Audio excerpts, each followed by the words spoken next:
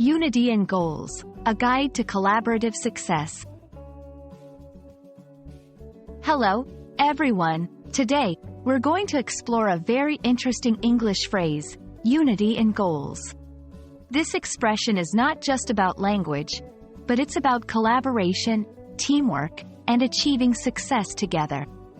Let's dive into what this phrase means and how it can be applied in various aspects of life.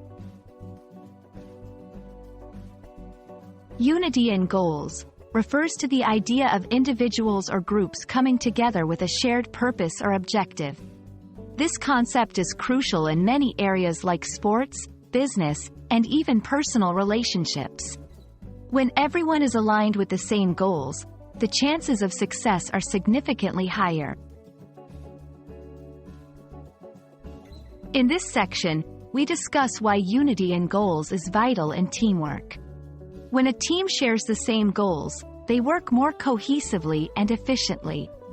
This unity leads to better communication, increased morale, and often more innovative solutions to problems.